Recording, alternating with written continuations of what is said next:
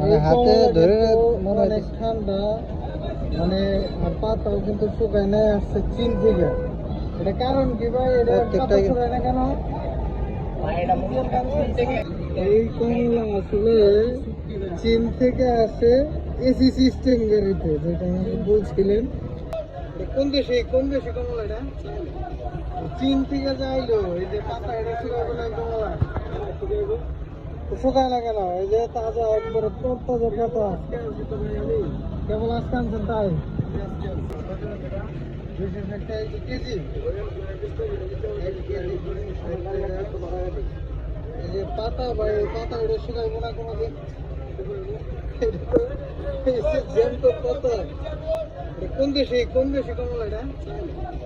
চীন থেকে যাইলো। এই যে পাতা, এটা শুকাইবো না কমলা? শুকায় না কেন? এই যে তাজা, একবারে তরতাজা পাতা। কেবল আজকে আনছেন তাই? চীন থেকে যে কবে আসছে আর কবে যে এটি শুকাইবো পাতা, কে জানে?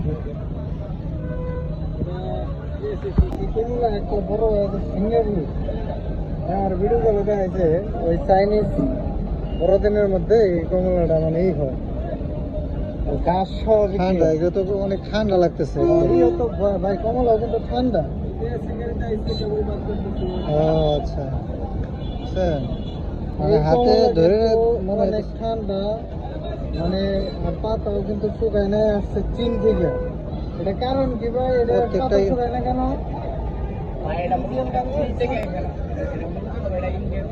ইন্ডিয়া থেকে আইছে? দোকানদার বলতেছে যে চীন থেকে আইছে।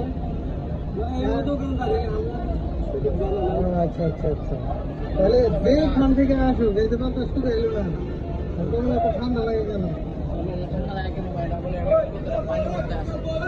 পানি কত?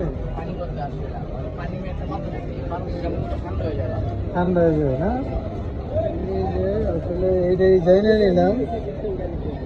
আপনি জানেন যে সিস্টেম আছে না?